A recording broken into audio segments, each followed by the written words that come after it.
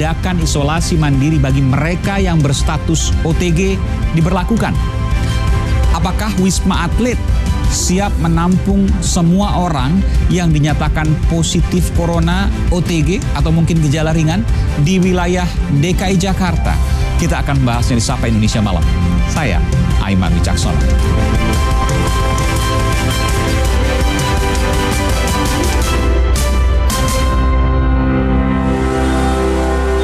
Pemprov DKI Jakarta berencana meniadakan isolasi mandiri bagi pasien terkonfirmasi positif COVID-19. Hal ini dikarenakan banyaknya bermunculan klaster keluarga akibat abai protokol kesehatan. Gubernur Anies Baswedan mengatakan bahwa nantinya pasien dengan status OTG pun harus diisolasi di Rumah Sakit Darurat Wisma Atlet di Kemayoran. Orang-orang tanpa gejala akan diisolasi di Wisma Atlet. Betul, kapasitas rumah sakit akan terus ditingkatkan. Jadi dengan begitu kita bisa insya Allah menangani semua orang yang harus dirawat. Jadi kita menyaksikan kapasitas rumah sakit sekarang memang di atas 70%, idealnya di bawah 60%. Jadi sekarang kita akan tambah lagi kapasitas tempat tidur di ICU maupun di ruang isolasi rumah sakit. Usulan Pemprov DKI Jakarta untuk mengoptimalkan Wisma Atlet Kemayoran bagi pasien OTG dan mereka yang bergejala ringan didukung penuh oleh Satgas COVID-19. Juru bicara Satgas COVID-19 Wiku Adhisa Smito mengatakan, dengan memindahkan pasien dengan gejala ringan ke Wisma Atlet, maka tempat tidur di ICU dan ruang isolasi bisa digunakan oleh pasien lainnya. Keterpakaian tempat tidur isolasi itu mencapai 69%. Sedangkan persentase keterpakaian tempat tidur ICU-nya dari 67 rumah sakit rujukan ini pada tanggal 28 Agustus adalah 77%. Ini kita sedang dorong agar bisa turun di bawah 60% dengan cara kasus-kasus yang sedang dan ringan dipindahkan ke Rumah Sakit Wisma Atlet. Dengan demikian jumlah yang tempat tidur untuk ICU dan ruang isolasi dapat dimanfaatkan untuk pasien-pasien COVID lainnya. Sementara itu, Ikatan Dokter Indonesia menilai kapasitas rumah sakit di Jakarta untuk menampung pasien COVID-19 sudah cukup. Namun yang perlu diperhatikan untuk saat ini adalah jumlah tenaga medis dan manajemen kerja dari para tenaga medis tersebut. Pengaturan jam kerja dan jumlah tenaga medis saat bertugas penting dilakukan agar tenaga medis tidak kelelahan dan tidak sakit, apalagi sampai harus terpapar COVID-19. Setidaknya 100 dokter dan tenaga kesehatan harus gugur dalam tugasnya dalam menangani pasien COVID-19. Itu membuat para dokter capek dan capek itu memudahkan tertular COVID-19. Jadi memang pertama jam kerja memang harus dibatasi. Nah baiknya bagaimana? Nah untuk yang kerja di ruang COVID sih sebaiknya shiftnya lebih sering, jadi 4-6 shift sehari. Yang di ICU harus lebih pendek lagi, tidak boleh terlalu lama ada di ruang ICU. Tercatat hingga hari ini terdapat 43.709 kasus positif corona di DKI Jakarta. Sementara itu, angka kasus terkonfirmasi secara nasional berjumlah 184.268. Tim Liputan Kompas TV. Saudara, makin tingginya kasus corona di Jakarta membuat Gubernur DKI Jakarta Anies Baswedan memunculkan sebuah rencana untuk meniadakan isolasi mandiri di rumah masing-masing. Artinya, seluruh pasien positif corona, termasuk yang tanpa gejala dan bergejala ringan, harus tetap dirawat di fasilitas kesehatan. Sudah tepatkah langkah ini, terutama untuk memutus penularan corona pada klaster keluarga? Kita akan membahasnya bersama Ketua Fraksi Partai Gerindra DPRD DKI Jakarta, Rani Mauliani. Lalu ada anggota Fraksi Partai Nasdem juga dari DPRD DKI Jakarta, Ahmad Lukman Yupiter, melalui sambungan telepon. Selamat malam Bapak dan Ibu. Saya yang bertanya dulu terkait dengan klaster di DPRD DKI Jakarta. Turut prihatin atas apa yang terjadi karena saya mendengar juga ada yang meninggal karena COVID di sana. Bagaimana kemudian perkembangan terakhir klaster corona di anggota Dewan DPRD DKI Jakarta, Ibu Rani?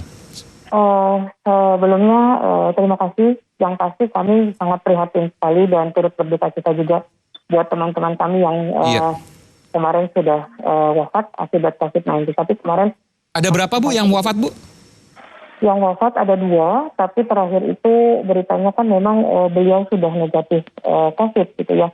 Tapi apapun itu gitu menurut saya menjadi jadi fokus kita. Kewaspadaan betul ya? Iya, kewaspadaan terutama karena kita tidak tahu pemaparannya itu terkena di mana. Jadi saya mau konfirmasi, di masa wabah ini meskipun terakhir disebutkan negatif COVID ya, tapi ada 2 anggota DPRD DKI Jakarta yang wafat. Iya, betul. Oke, luar biasa ini. Dan masih ada yang positif sampai saat ini? So far nggak ada. Oh, semuanya sudah dinyatakan negatif, termasuk staf yang lain, mungkin staf ahli, Kalau staf setahu saya masih ada yang dalam perawatan dan lain-lain ya.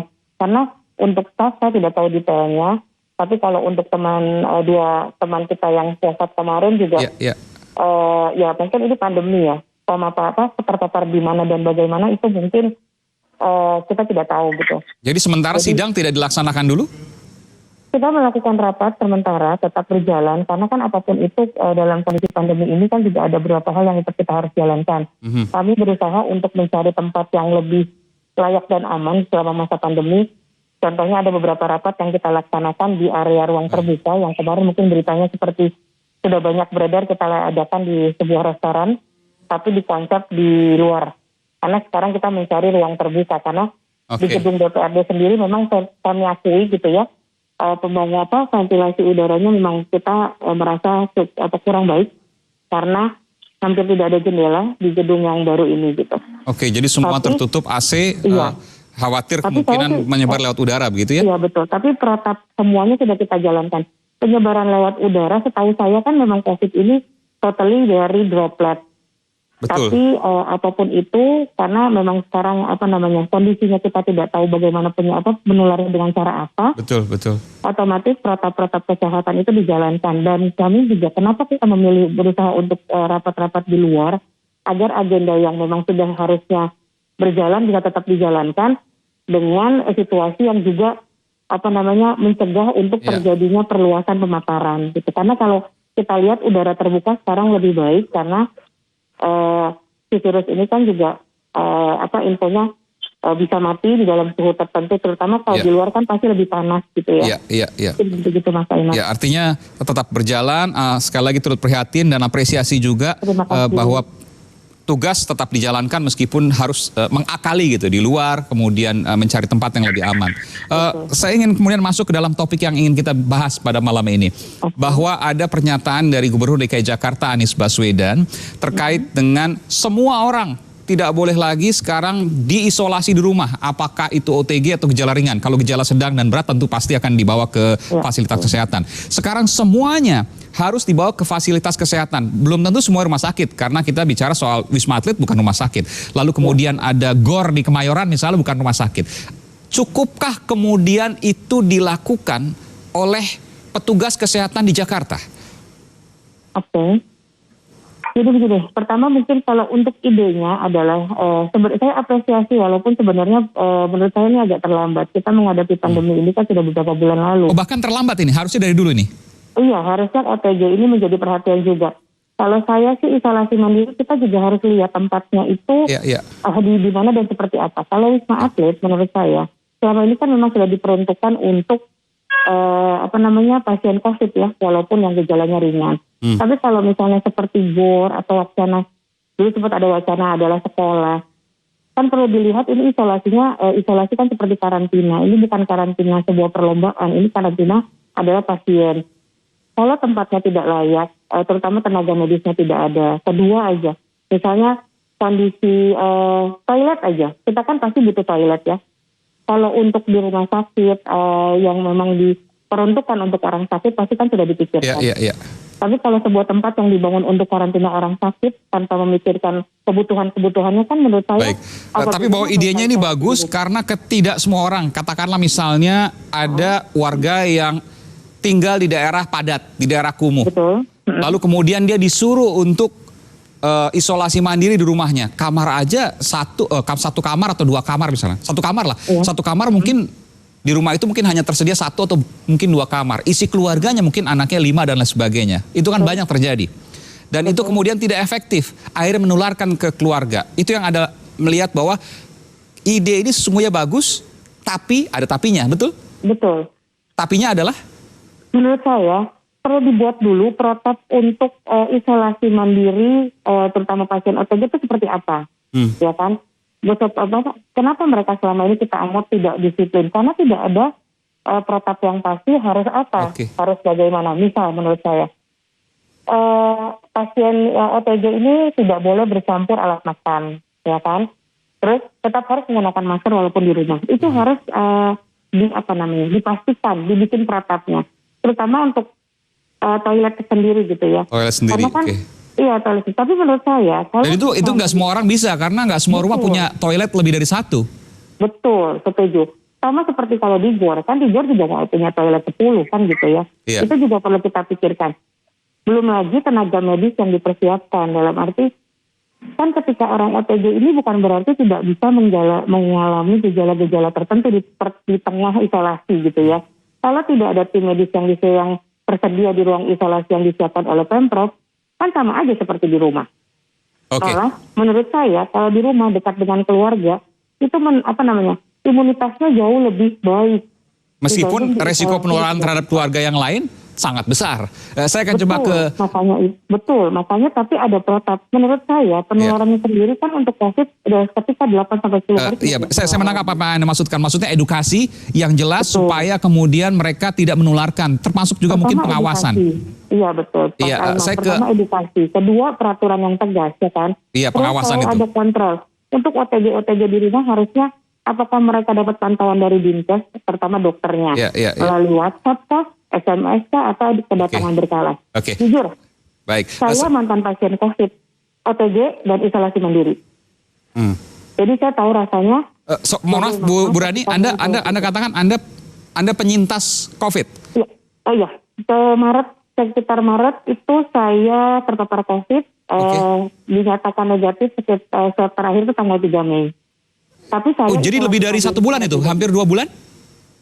Apanya? Anda dinyatakan positif Maret dan dinyatakan negatifnya 3 Mei? Iya, maksudnya saya melakukan swab terakhir tanggal 3 Mei itu. Oke, Anda isolasi mandiri itu berapa lama? 2 minggu. 2 minggu tapi dan... 2 minggu tapi saya tinggal sendiri, tidak ada siapa-siapa, saya menyewa sebuah tempat gitu ya. Sendirian. Di rumah? 2 minggu itu. Kenapa? Di rumah? Di apartemen. Oke, tapi Anda tahu betul apa yang harus Anda lakukan. Makannya seperti apa nanti? Kalau di apartemen kan harus mesan misalnya. Kalaupun mesan, alat makannya kan saya di apartemen itu kan disiapin alatnya. Jadi yang makan cuma saya. Gitu. Yang nganterin makanan siapa? Oh iya, kalau dianterin makanan kan saya tidak bersentuhan dengan dia kan. Ditaruh di depan pintu gitu? Ditaruh di meja makan. Dia masuk, kita apartemennya kebetulan ada meja makan, tinggal taruh di meja makan, silakan keluar. Karena tidak ada kontak fisik atau apapun. Yang nganterin siapa? Dari pihak apartemen atau dari pihak luar? Dari restoran, dari apartemen gitu. Tapi dia nggak tahu kalau Anda positif COVID waktu itu? Iya. Tidak tahu? Walaupun dari makanan ada yang kirim, tinggal dari lobi, satpamnya taruh depan pintu gitu. Oke. Pada waktu itu Anda nggak menyebutkan kalau Anda sedang positif COVID di situ? Oh, pasti tidak. Oke. Tapi Anda menjaga sendiri? Iya, karena memang positif COVID itu ketika saya sudah melakukan isolasi mandiri gitu. Karena waktu itu himbauannya kita waktu PSBB ya. Iya. Semua masyarakat kan melakukan isolasi mandiri gitu kan.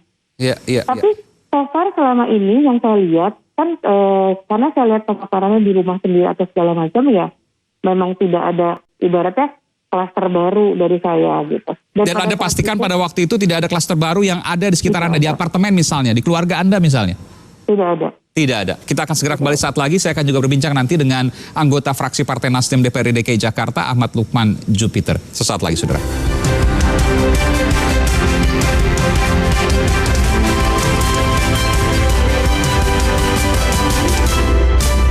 Kopi gula aren baru, kopinya ngehit, gula arennya legit, ngehit, pahit. Gue Ari Raham. Kopi gula aren lagi happening. Ini kopi happening gaya gue. Top kopi gula aren baru.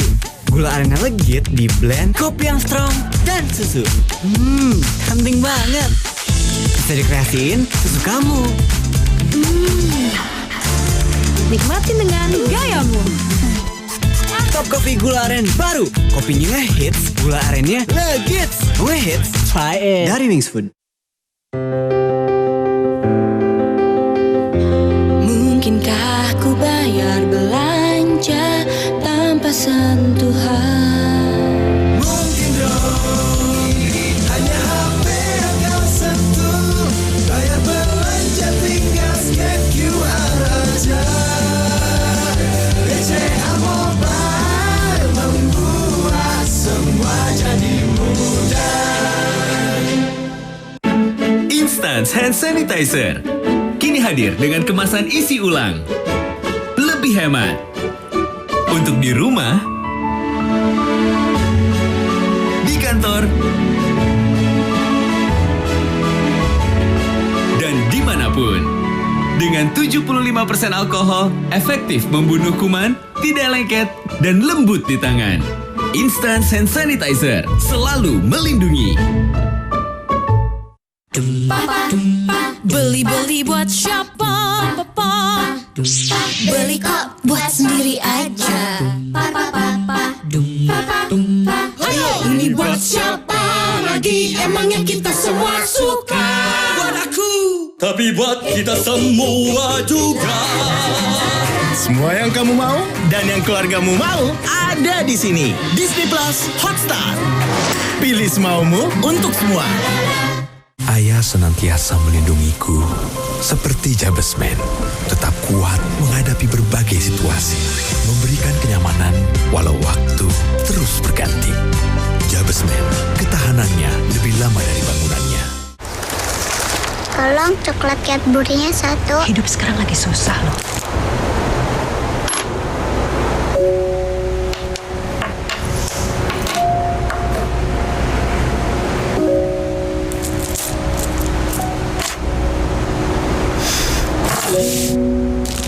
Tunggu, ini kembaliannya. Selamat ulang tahun, Mama. Ada kebaikan dalam setiap orang. Buka BRI Digital Saving. Tambah saldo, tingkatkan transaksi. Ikuti Britama Festival. Bisa dapat handphone, motor, mobil. Instant Hand Sanitizer kini hadir dengan kemasan isi ulang. Dengan 75% alkohol, efektif membunuh kuman, tidak lengket, dan lembut di tangan. Instant Hand Sanitizer. Gue Ari Ram. Kopi gula aren lagi happening. Ini kopi happening gaya gue. Top kopi gula aren baru. Gula aren yang legit di blend, kopi yang strong, dan susu. Penting banget. Bisa dikreasiin susu kamu. Nikmatin dengan gayamu. Top kopi gula aren baru. Kopinya ngehits, gula arennya legits. Ngehits, try it. Dari Wings Food. Top kopi gula aren baru. Kopinya ngehits, gula arennya legits. Ngehits, try it.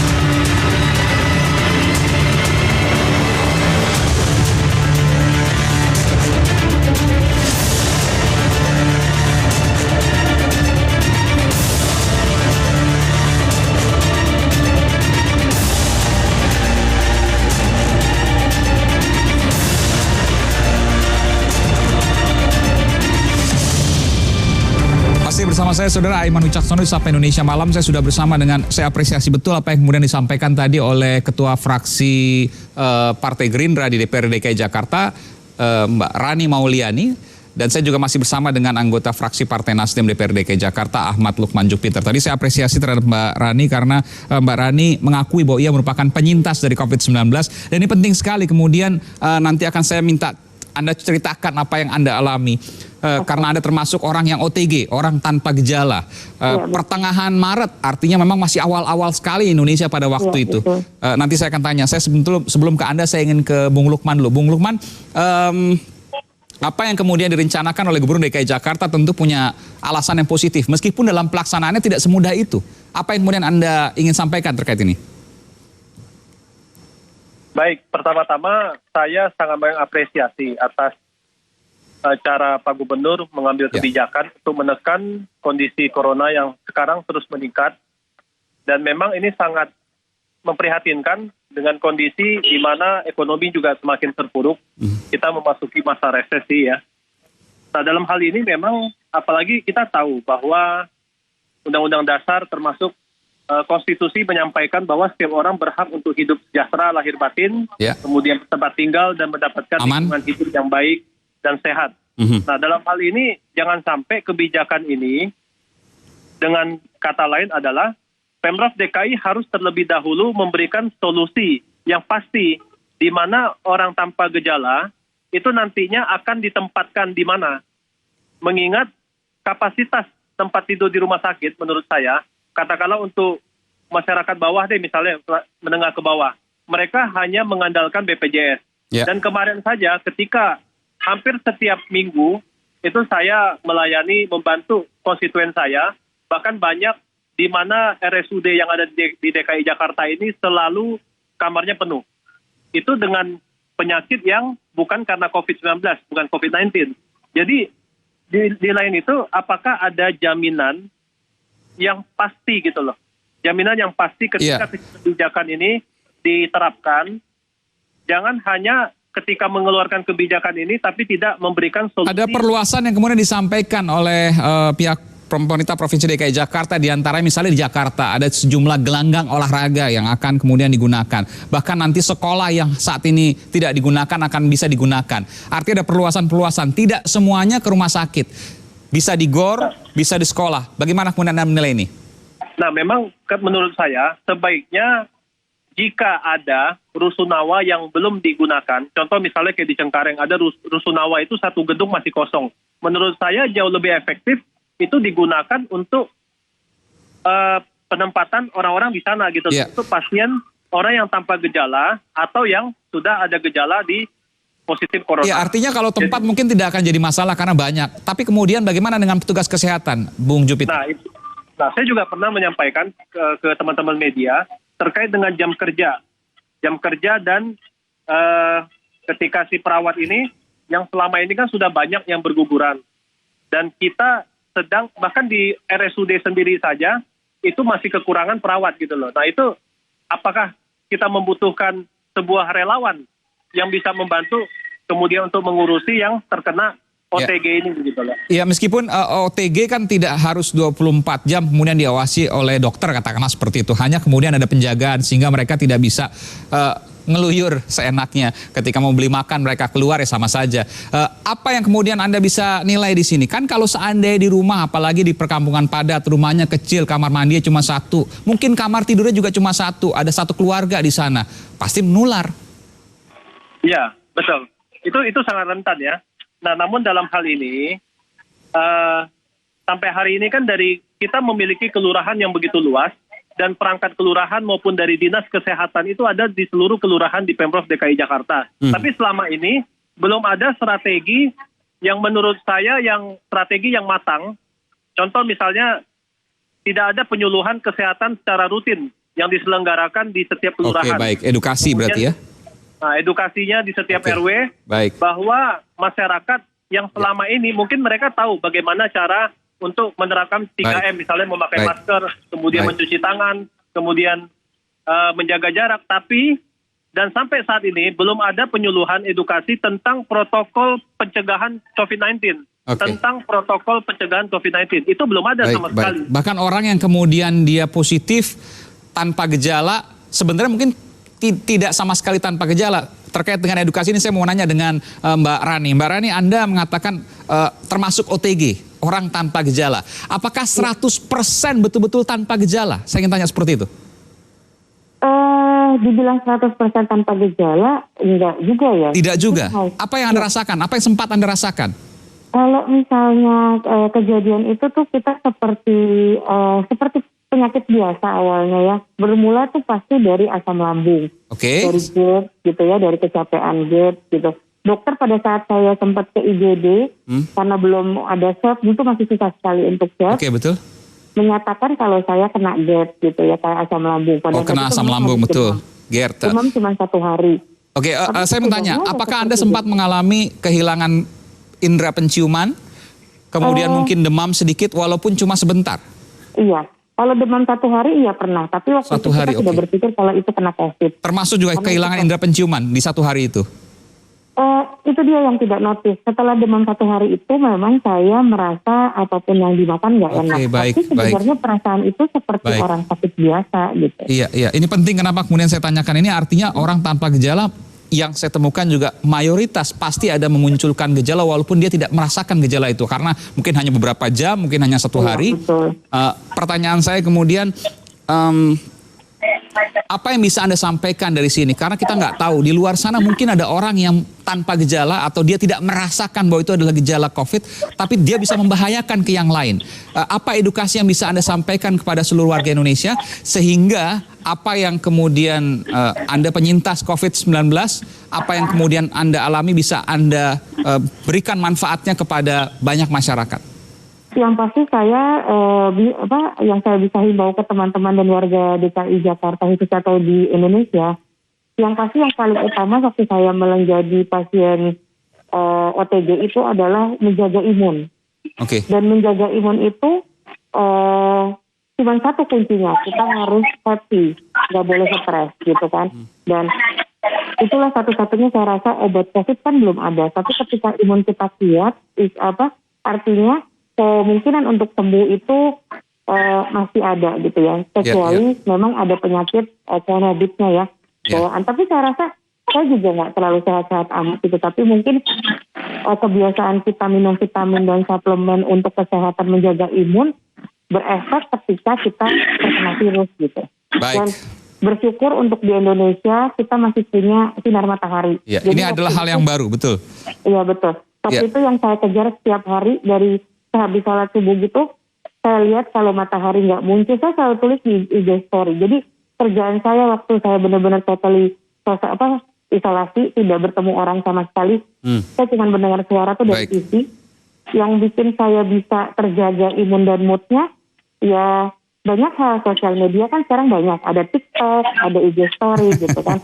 Tapi yang dibuat harus happy karena orang-orang harus lihat kita bisa fun gitu kan. Dan itu alhamdulillah sampai sekarang saya turun jadi relawan Satgas COVID dan lain-lain. Yang saya share adalah itu, dan saya sangat merangkul pasien-pasien yang sembuh untuk bisa memberikan testimoni kepada masyarakat supaya tetap berjaga, waspada, tapi ketika terpapar pun nggak boleh panik karena ini pandemi, kita nggak tahu terpaparnya dari mana, dan saya rasa tidak pernah ada satu orang pun yang mau terpapar. Jadi yang saya himbau adalah ayo lawan virusnya, bukan manusianya gitu. Lawan virusnya bukan manusia, dan ini adalah hal yang baru sehingga edukasi menjadi faktor yang paling penting, dan pengalaman yang kemudian disampaikan oleh Mbak Rani Mauliani ini sangat berharga. Apresiasi untuk Anda penyintas COVID-19 dan juga Bung Lukman Jupiter dari fraksi Partai Nasdem, Mbak Rani dari Ketua Fraksi Partai Gerindra di DPRD DKI Jakarta. Sekali lagi terima kasih, sehat selalu untuk kita semua dan bangsa Indonesia mudah-mudahan cepat. Terima kasih Om Jupiter, sehat ya. Terima kasih. Kak Rani, sehat selalu ya. Selamat malam Bapak dan Ibu.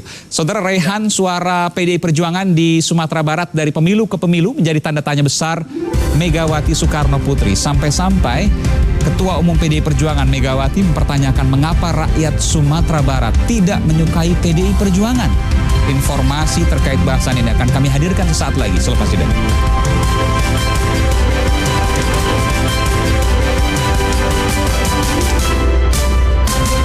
Instant Hand Sanitizer kini hadir dengan kemasan isi ulang. Lebih hemat. Untuk di rumah, di kantor, dan dimanapun.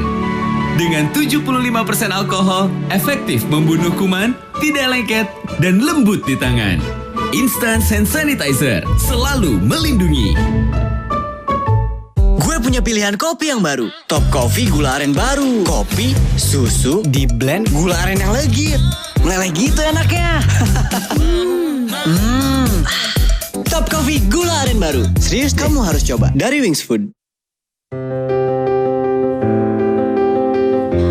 Mungkinkah ku bayar belanja tanpa sentuhan? Mungkin dong, hanya HP yang kau sentuh. Bayar belanja tinggal scan QR aja. BCA Mobile membuat semua jadi mudah. Ku percaya Nuriskin Ultimate memelihara kulit agar sehat. Memandang keindahan itu penting, tapi lebih penting bisa dipandang indah karena kulit yang sehat. Nuriskin Ultimate.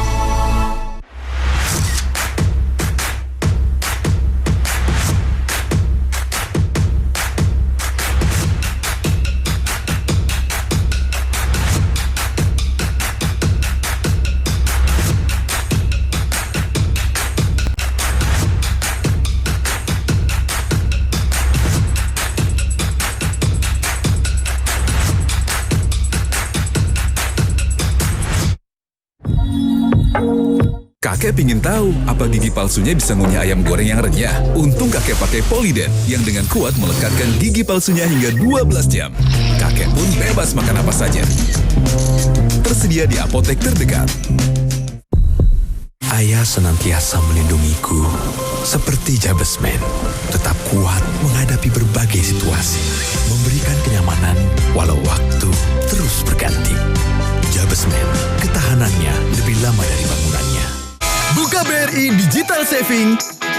Tambah saldo, tingkatkan transaksi. Ikuti Britama Festival. Bisa dapat handphone, motor, mobil.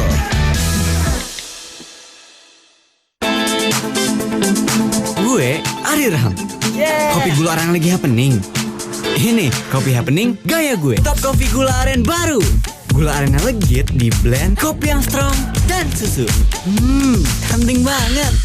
Bisa dikreasiin sesukamu.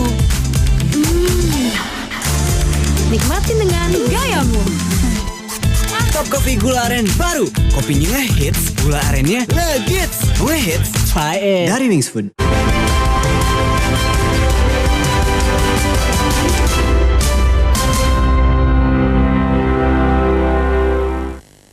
Partai Demokrasi Indonesia Perjuangan sudah menyampaikan para calon kepala daerah tahap kelima untuk bertarung pada Pilkada serentak Desember 2020 mendatang.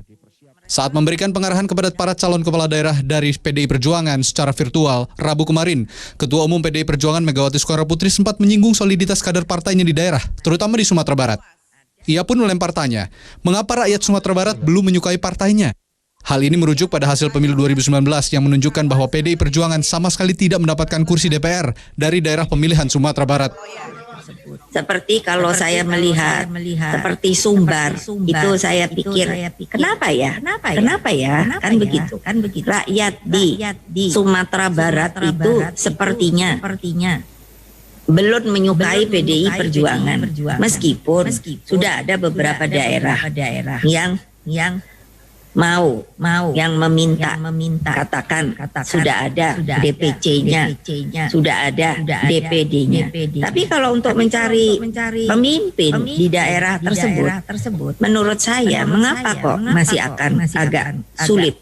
Padahal kalau kita ingat sejarah bangsa, banyak sekali loh orang dari kalangan Sumatera Barat itu yang menjadi nasionalis. Yang pada waktu itu bekerja sama dengan Bung Karno, Bung Hatta. Pernyataan Megawati ini pun dilanjutkan Ketua DPP PDI Perjuangan Bidang Politik dan Keamanan Puan Maharani dengan kalimat harapan, semoga Provinsi Sumatera Barat menjadi provinsi yang mendukung negara Pancasila. Kalimat ini muncul dari Puan saat dirinya mengumumkan calon gubernur dan wakil gubernur Sumatera Barat usungan partainya yang akan berkompetisi di Pilkada serentak 2020.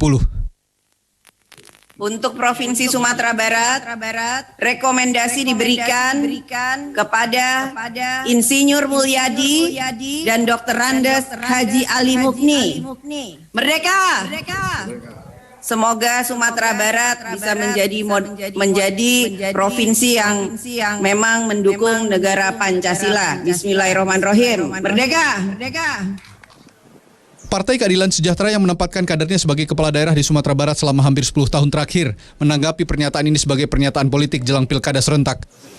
Ya, yang akan bisa menilai masyarakat tentunya ya. Kalau kita sama-sama politisi, saya kira terlalu subjektif lah. Jadi masyarakat yang akan bisa menilai. Ya tidak benar, bukan hanya PKS, PAN, Gerindra cukup banyak sebenarnya kan itu. Tapi kan sebenarnya ini kan statement politik menjelang pilkada biasalah. Kita sebagai politisi nggak boleh baper, biasa aja. Oke, berarti hal ini tidak dianggap serius dengan Nggak serius. Oke, siap. Yaudah, makasih Pak. Berdasarkan catatan perolehan suara pemilu di Sumatera Barat, PDI Perjuangan memang belum pernah memenangi pemilu di Sumatera Barat sejak pemilu pasca era reformasi. Kendati menang pada skala nasional di pemilu 2014, PDIP hanya berada di urutan ke-7 di Sumatera Barat dengan raihan 7,15% suara, berada di bawah PKS di urutan 6 dengan raihan 7,85% suara. Sedangkan pada pemilu 2019 di Sumatera Barat, PDIP berada di urutan ke-7 dengan perolehan 5,57% suara.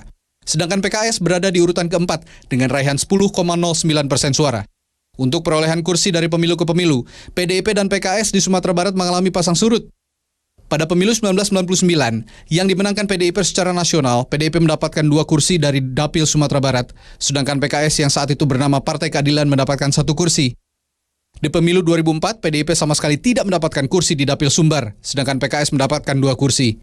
Berlanjut ke pemilu 2019, PDIP kembali tidak mendapatkan kursi di Dapil Sumatera Barat, sedangkan PKS kembali mendapatkan 2 kursi.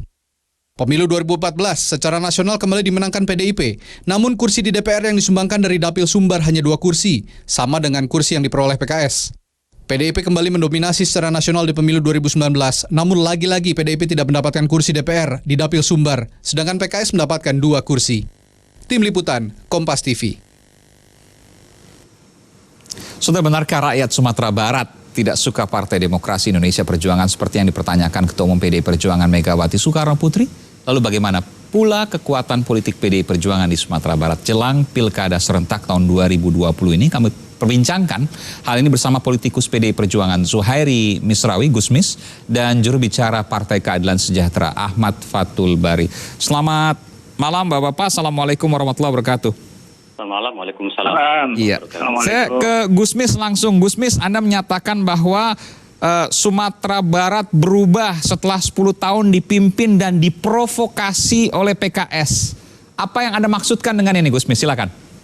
Ya, terima kasih Mas Aiman, ada Ahmad Fathul Bari itu supaya kutipannya lengkap. Ya. Sebab kalau dikutip seperti itu kok kayaknya kita ini berdemokrasinya kurang ini. Dan saya ingin mengatakan bahwa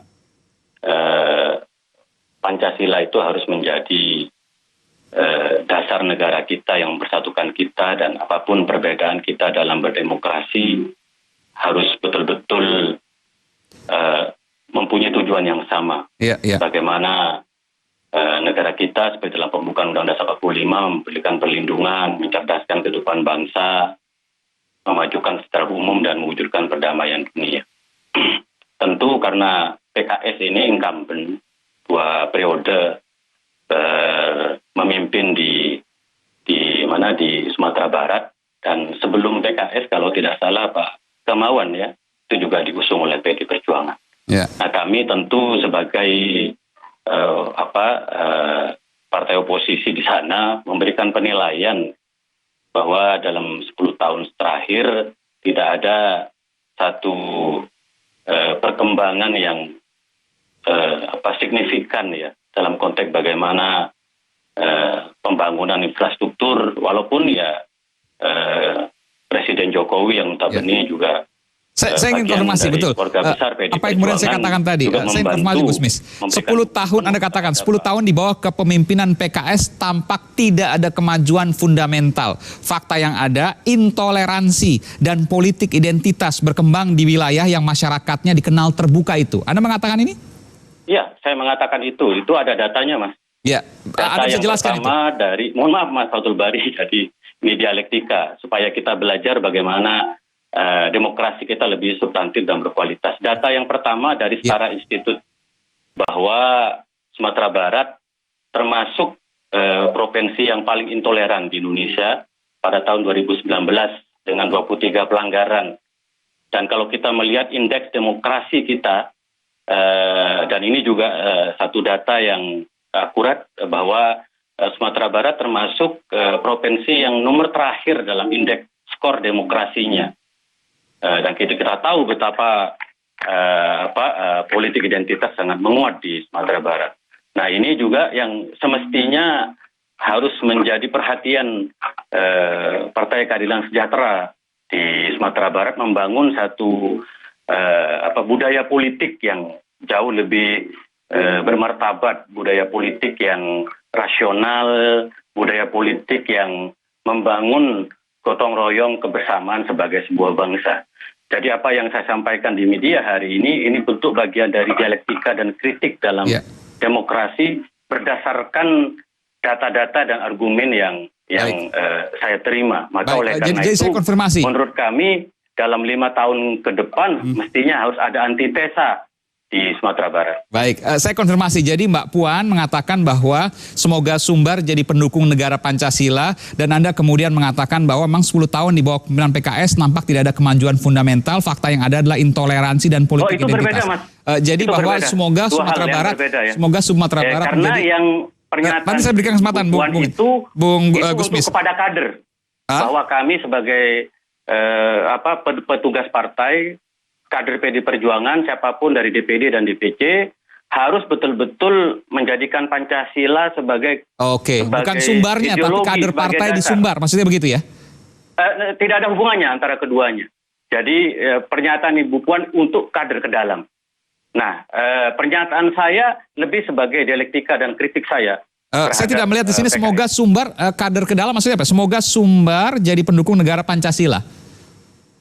Enggak, itu untuk kader-kader PD Perjuangan, karena waktu itu pengumuman calon kepala daerah. Jadi yang disampaikan oleh Ibu Puan Maharani itu sebagai pesan kepada DPD, DPC ke internal. Dan jadi nggak ada hubungan dengan pernyataan Anda? Pesan itu berlaku umum. Jadi itu pesan ke dalam. Nah, kritik saya itu berbeda. Saya sampaikan, saya menganalisis bagaimana kepemimpinan PKS di Sumatera Barat dalam 10 tahun terakhir. Anda jadi mau membedakan antara pidato Mbak Puan, pernyataan Mbak Puan dengan apa yang kemudian Anda sampaikan. Tidak berhubungan maksudnya? Ya, tidak ada hubungannya. Karena baik, kita akan kembali saat lagi. Nanti kita akan konfirmasi ke Bung Fathul Bari dari Partai Keadilan Sejahtera. Saat lagi, saudara.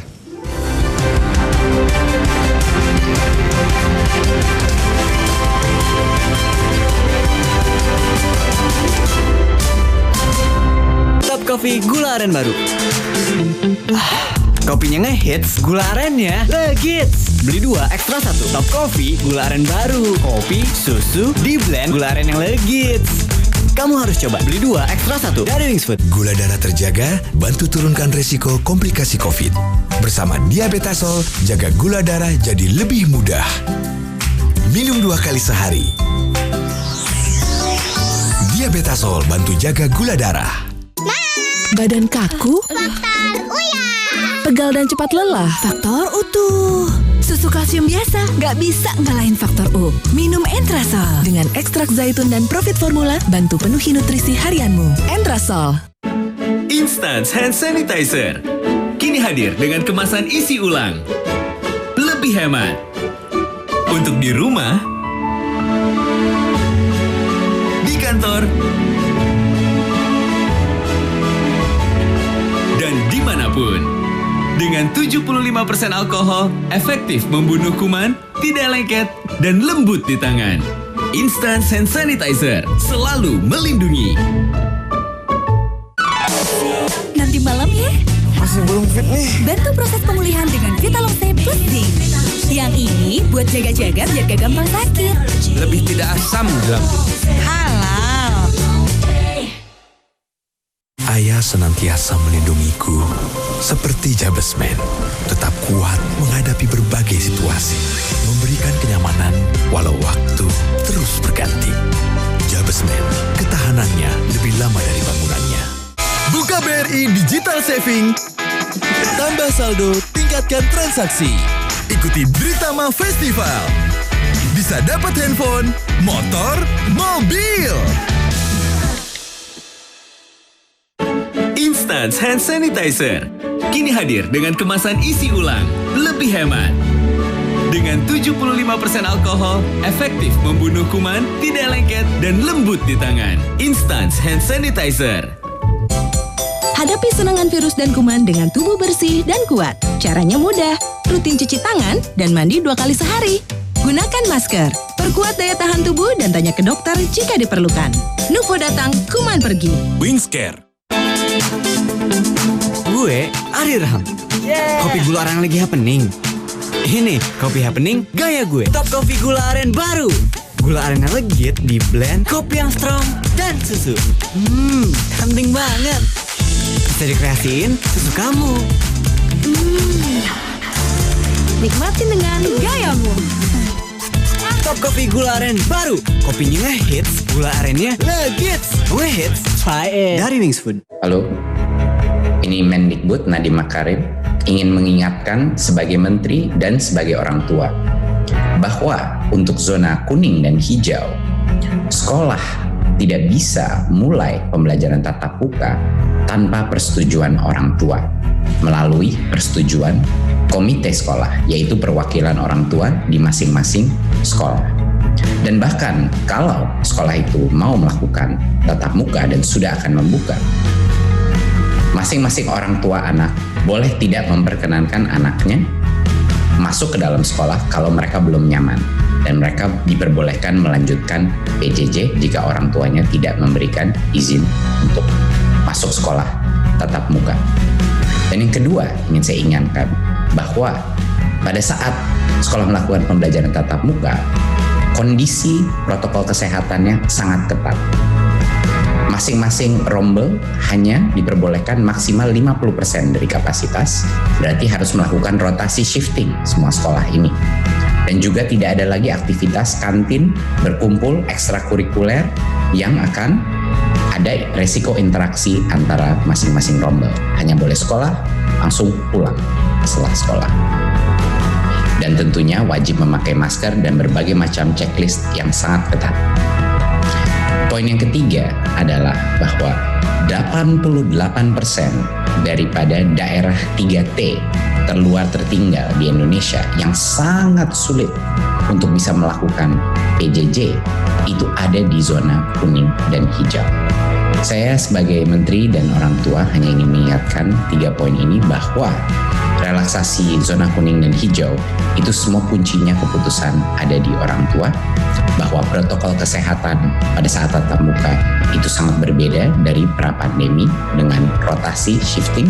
Dan yang ketiga adalah bahwa banyak sekali daerah-daerah yang tidak bisa melakukan PJJ bisa mulai melakukan tatap muka agar mereka tidak ketertinggalan dari sisi pembelajaran.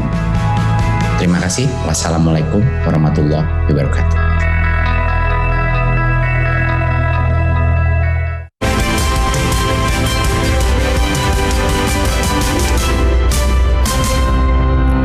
Untuk Provinsi Sumatera Barat, rekomendasi diberikan kepada Insinyur Mulyadi dan Dr. Randes Haji Ali Mukni. Merdeka! Semoga Sumatera Barat bisa menjadi provinsi yang memang mendukung negara Pancasila. Bismillahirrahmanirrahim. Merdeka!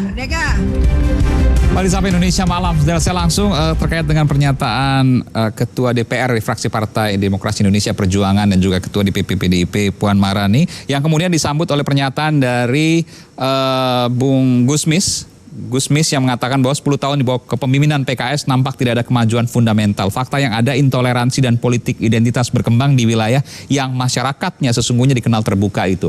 Tidak ada hubungan Bung Fathul Bari, jadi nggak usah baper gitu. Ya, terima kasih Mas Aiman. Selamat malam. Gusmis, selamat malam. Assalamualaikum. Waalaikumsalam warahmatullahi wabarakatuh. Pertama saya ingin menyampaikan bahwa kita sangat menyayangkan hal itu disampaikan oleh seorang Puan Maharani. Jadi ini nggak berhubungan mungkin nggak? Karena bayangannya tentu akan dikait-kaitkan kan secara logika Mbak Puan ngomong seperti itu, Gusmis ngomong seperti ini. Rasanya kok nggak mungkin nggak berhubungan, tapi dikatakan tidak berhubungan. Bagaimana menurut Bung Fathul sendiri? Kalau saya mikirnya simpel ya. Ini karena yang awal Mbak Puan itu sangat menyinggung, menurut saya sangat menyinggung masyarakat Sumbar.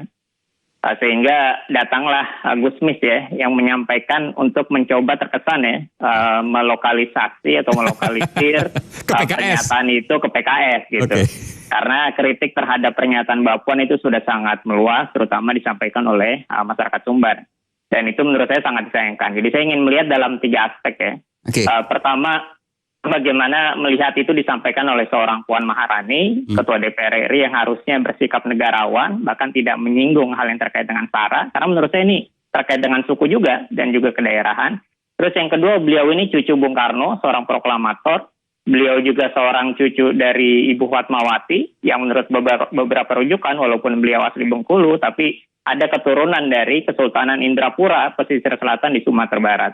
Lalu juga beliau dari tokoh dari partai yang sekarang berkuasa, atau the ruling party, yang seharusnya juga menarasikan hal-hal yang menjaga kedamaian, terutama dengan adanya Pilkada 2020, seharusnya kita coba mengevaluasi bahwa hal-hal yang selama ini dinarasikan, terkesan ada politik identitas, dan sebagainya, justru saat ini dihadirkan dari partai yang selama ini sangat getol gitu untuk menyampaikan kritik terhadap hal-hal yang mungkin menjadi residu dalam demokrasi kita. Sehingga ini penting bagi jadi ada berkesimpulan Gusmis ini menyampaikan pernyataan sebagai pemadam kebakaran, begitulah kurang lebih.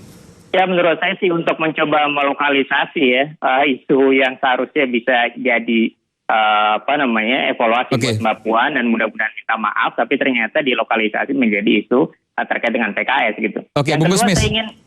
Yang kedua saya ingin silakan Fathul, silakan ya. Sumbar ini provinsi para pendiri bangsa, jangan lupa. Jadi kita punya Bung Hatta, seorang proklamator, punya Tan Malaka yang disebut bahkan beberapa pendapat menyatakan beliau sebagai Bapak Republik, punya Sultan Syahrir yang menjadi Perdana Menteri pertama. Bahkan hal yang disampaikan oleh Mbak Puan sendiri yang menyinggung tentang konteks Pancasila, perlu diketahui bahwa sebagian besar para perancang Pancasila itu adalah juga tokoh dari Sumatera Barat. Ada Hatta, ada Yamin, ada Agus Salim. Bahkan beliau masuk dalam panitia kecil atau panitia 9 yang akhirnya membidani lahirnya Pancasila. Belum lagi tokoh-tokoh lainnya. Kita kenal ada guru dari para guru dan ulama Indonesia. Ada Syekh Ahmad Khatib. Ada tokoh-tokoh perempuan seperti Rasuna Said. Bahkan yang menjadi pahlawan dan wartawan pertama yang menjadi pahlawan.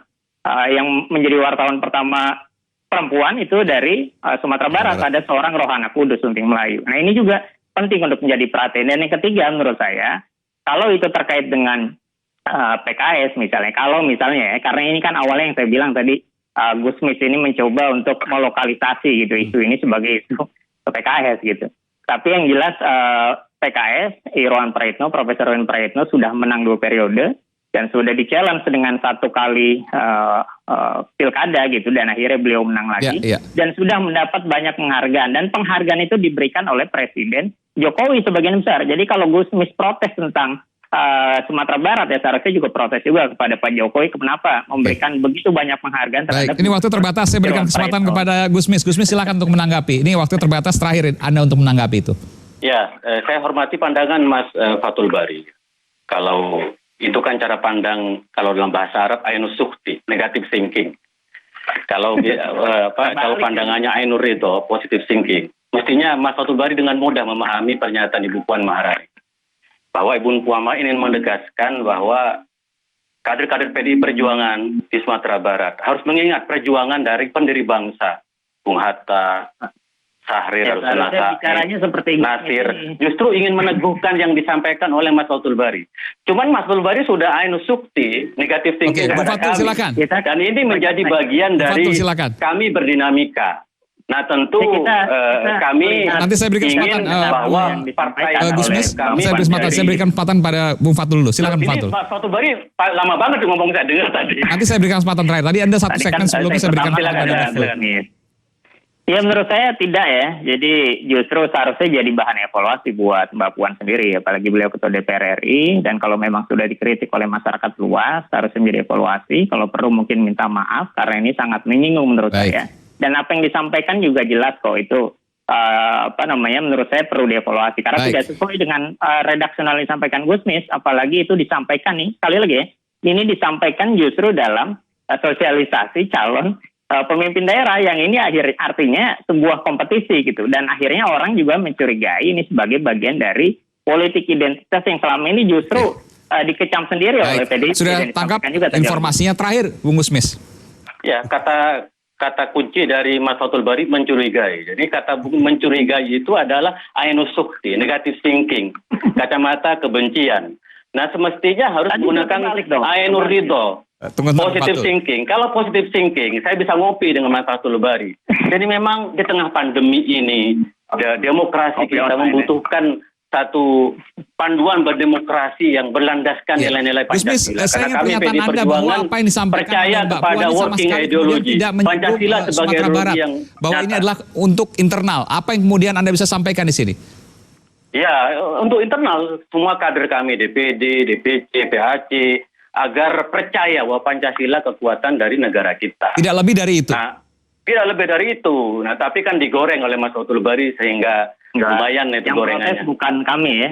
Silakan bisa dibaca banyak dari masyarakat yang protes. Ini ada dua asumsi tentu dari pernyataan, tentu masyarakat akan bisa menilai apa yang kemudian disampaikan dan kemudian apa yang dinilai oleh Bung Gusmis dan juga Bung Fatul Bari. Nanti kemudian kita kembalikan pada mekanisme dari demokrasi yang kemudian berkembang di Indonesia. Terima kasih sekali lagi Gusmis dari PDI Perjuangan dan Bung Fatul Bari dari Partai Keadilan Sejahtera. Selamat malam Bapak-Bapak. Assalamualaikum warahmatullahi wabarakatuh. Waalaikumsalam. Dan saudara, ini adalah akhir dari Sapa Indonesia Malam. Sesaat lagi Anda akan menyaksikan program Rosi bersama jurnalis pemimpin redaksi Rosiana Silalahi, pemimpin redaksi Kompas TV. Saya Aiman Wicaksono undur diri dan jangan lupa untuk selalu menggunakan masker ketika berada di luar. Salam sehat, selamat malam.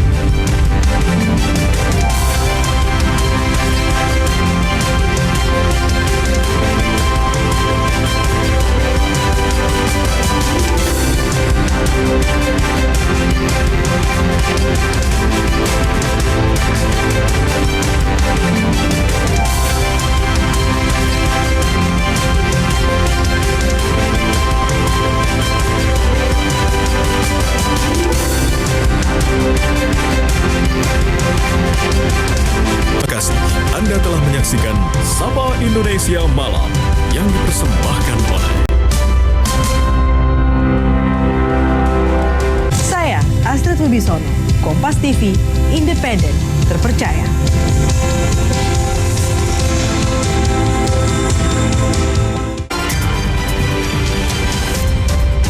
Anda akan menyaksikan Kompas Update yang dipersembahkan oleh Diabetasol.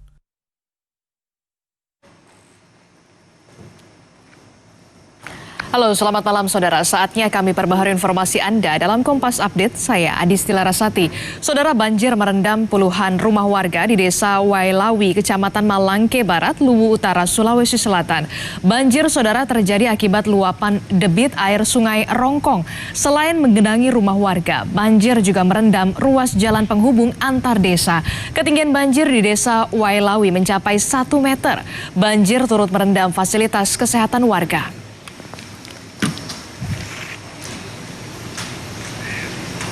Saudara, Kompas Update akan hadir memperbaharui informasi Anda 1 jam dari sekarang. Saya Adisti Larasati, terima kasih atas kebersamaan Anda. Sampai jumpa.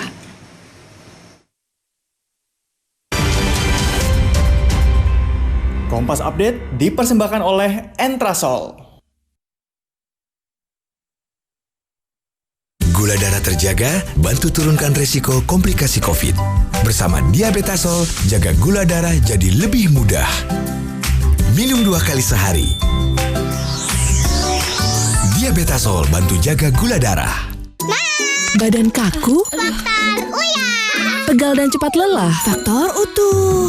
Susu kalsium biasa nggak bisa ngalahin faktor U. Minum Entrasol dengan ekstrak zaitun dan Profit Formula, bantu penuhi nutrisi harianmu. Entrasol.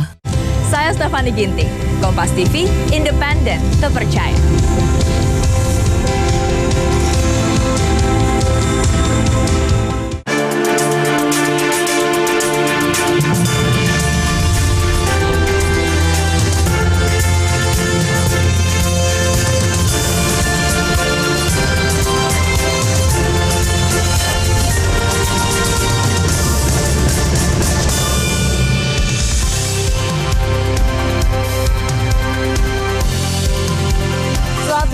Salam sehat selalu. Gunakan masker